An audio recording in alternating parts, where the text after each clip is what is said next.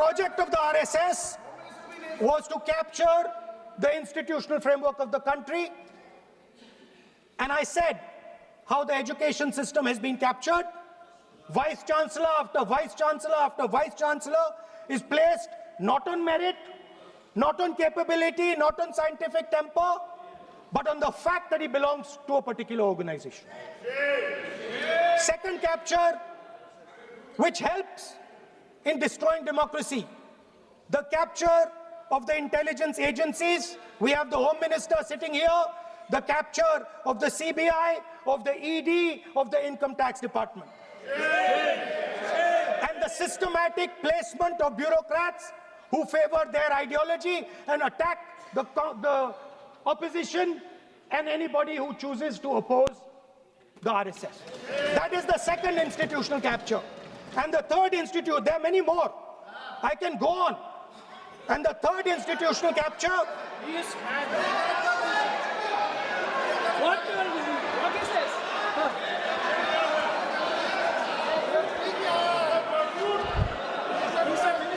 Maniye, please.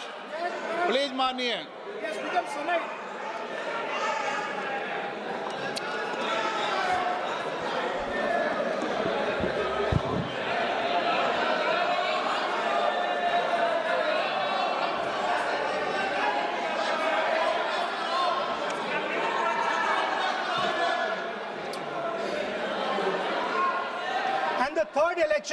The third capture of the institution that directly controls the election system of our country, the Election Commission.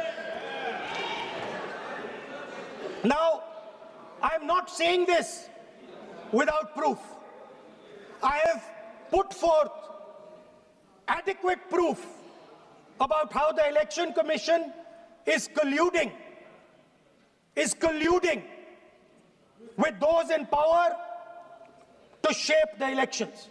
But I want to ask three questions first, which will make it very clear that the BJP is directing and using the Election Commission to damage India's democracy. The first question, why is it that the CJI was removed from the selection panel of the Election Commissioner? What motivation could there be to remove the CJI? Do we not believe in the CJI? Of course we believe in the CJI. Why is he not in that room? I sit in that room. It is so-called a democratic decision. On one side, Prime Minister Narendra Modi and Mr. Amit Shah. On the other side, the leader of the opposition. I have no voice in that room. What they decide is what happens. So the first question, why is the Prime Minister and Amit Shah so keen on choosing exactly who the Election Commissioner is going to be? Second question, and even more devastating question. No Prime Minister has done this in the history of India. In December 2023, this government changed the law. They changed the law to make sure that no election commissioner could be punished for any action they take while they are election commissioner. Yes. Immunity. Why would the Prime Minister and Home Minister give this gift of immunity to the election commissioner? Why would they need to give this tremendous gift that no Prime Minister has given ever before to the election commissioner? Yes. Mr. Shah is looking into the ceiling. Maybe he will answer this question when he speaks. And finally, why was the law with regards to CCTVs and the data that they contain changed? Why was a law put in place that allows the Election Commission to destroy CCTV footage 45 days after the election? What is the need? The answer given is it is a question of data. It is not a question of data. It is a question of stealing the election. Now, what is the result of this institutional capture? What is the result of controlling the Chief Election Commissioner and the Election Commission? First of all, we have a set of election campaigns that are tailored for the Prime Minister. 3-month, 4-month, 5-month long campaigns are taking place so that the Prime Minister's schedule can be fitted in to the program. Second, we have a Brazilian woman who appears 22 times on the voter list of Haryana. Please. No. 22 times this lady appears. एक minute please एक minute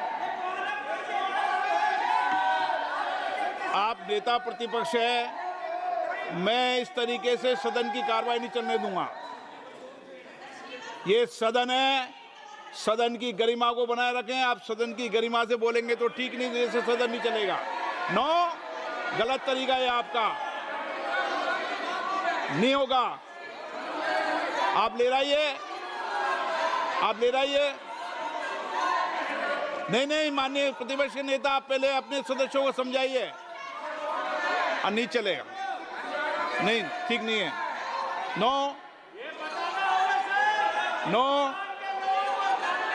नहीं, बिल्कुल नहीं चलेगा। अगर आप sir माननीय प्रतिपक्ष के नेता, आप अपने सदस्यों को गरिमा समझाइए। सर, बट ये तरीका आप इतने सालों तक यहाँ पर हैं, ये तरीका उचित है क्या? सर, विरोध का तरीका होता है, लेकिन ये उचित तरीका नहीं है। तरीका इधर भी हो, नो, उधर का तरीका क्या है सर? नो, सबका तरीका उधर से होगा, उधर से भी बोलेंगे, इधर से बोलेंगे, सब जगह से बोलेंगे। Speaker sir, I don't agree with the showing of photographs here, but it is a reflection of our democratic structure. This is what is happening in our democracy, that you're not allowing us to show. This Brazilian woman has appeared 22 times on the voter list in Haryana. And not only that, there is one woman whose name has appeared 200 times, more than 200 times in one booth in Haryana. And it is very clear, and I have proven without doubt, that the election of Haryana was stolen and the theft was ensured by the Election Commission of India. I've said it again and again and again. Now, nowhere has the Election Commission answered my questions. The Election Commission has not told me why this lady's picture has appeared on the polling list. They have not told me why lakhs and lakhs of duplicate voters are existing. They have not told me why a BJP leader is coming from Uttar Pradesh to vote in Haryana. These are straightforward questions. And there is clear proof which I have put in front of the country. Right? But the Election Commission has no answer to these questions. And that is the result of the complete capture of the Election Commission by the people across the aisle. By the way, you're talking about SIR in Bihar. Let me say something about SIR in Bihar. Why is it that after the SIR in Bihar, 1.2 lakh duplicate photos are existing in Bihar, in the voting list? If you've cleaned up the voting list, why are there 1.2 lakh duplicates in Bihar? And we've not just proven this about Haryana. We have proven this in Karnataka, we have proven this in Maharashtra, and I'm absolutely certain this is how you're winning elections in Madhya Pradesh, in Uttar Pradesh, in Bihar, across the country. Now, so what I'm putting on the table is, it is very clear that you've captured the institution. I've shown the mechanism of that capture. I'm also showing you how the Election Commission is doing things that are completely out of line. I'm not getting any answers. Right? So now let us come to How? When we are talking about electoral reform. Electoral reform is very simple. The point is, nobody wants to do it. The government doesn't want to do it. What does electoral reform require? What we've been saying. Number one, give machine-readable voter lists to all political parties 1 month before the election. That's the first step. The second step is take back the law that allows the destruction of CCTVs, CCTV footage. Very simple, not difficult. While you're doing that, also tell us what is the architecture of the EVM. Give us access to the EVM. Let our experts go and see what is inside the EVM. Till today, we have not had access to the EVM. We are not shown the architecture of the EVM. We're not physically allowed to go and see an EVM. Give us the architecture. Give us access to the EVM. And finally, please change the law that allows the election commissioner to get away with whatever he wants to do.